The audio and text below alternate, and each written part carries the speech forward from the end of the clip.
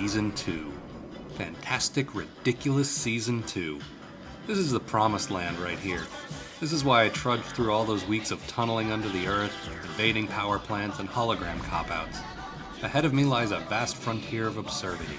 I mean, right out of the chute, here's an episode where Sparkplug builds a Frankenstein of spare Autobot parts, then decides to put the brain of his injured son into the thing. My friends, I've come home. So yeah, Sparkplug decides it'd be a good idea to take a bunch of spare Autobot parts to build a creepy patchwork robot.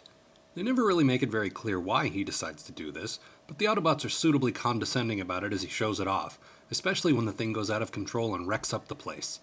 Yeah, Wheeljack, because nothing you ever built did that. Dinobots. The Decepticons, meanwhile, invade a rocket launch site. The Autobots know this because... There's only one reason Teletran 1 sounds that alarm. The presence of Decepticons in the vicinity of the new Air Force rocket base. Ah, Optimus Prime. Always using 50 words where one will do. The Autobots race to the rescue, and in the commotion, Spike is injured. The doctors tell Sparkplug that they would have a much easier time operating on the boy if they could only remove his mind from his body. Which is sound medical advice, something doctors say all the time, and it's just a coincidence that we just happen to have this big empty body from 3 scenes ago. Also, we learned Spike and Sparkplug's last name, Witwicky. Yeah, I'd have kept quiet about that one myself, too. And so, driven by that old dramatic standby... It's a 1 in a billion chance, but if it'll save my boy, we gotta take it. Spike's mind is put into the body of Autobot X.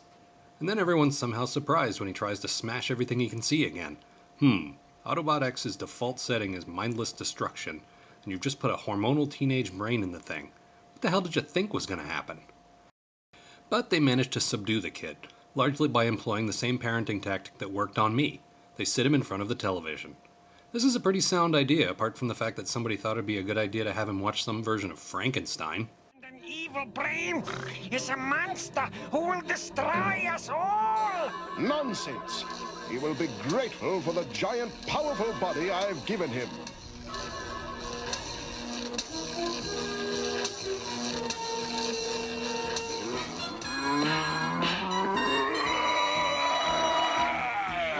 You see, Doctor? You've created a monster! I cannot imagine this was a mere coincidence, which leads me to the conclusion that some Autobot is just a total prick who takes pleasure in the misery of others. My money's on Huffer. Meanwhile, the Decepticons have discovered the existence of Autobot Spike, and Megatron decides to try talking the kid into switching sides.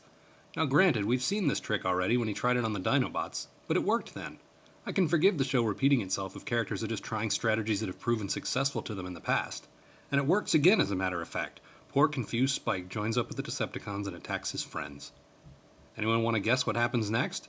If you said, Sparkplug makes an impassioned speech to his son, and the overwhelming power of father-son love brings him to his senses, give yourself an Energon goodie. Spock's brain, oops, where did that come from? Spike's brain, is returned to his body, and all's well that ends well. Okay, so maybe it's not the strongest season premiere in the history of television, but we didn't mention the Earth's molten core even once. And now it's time for this week's science lesson.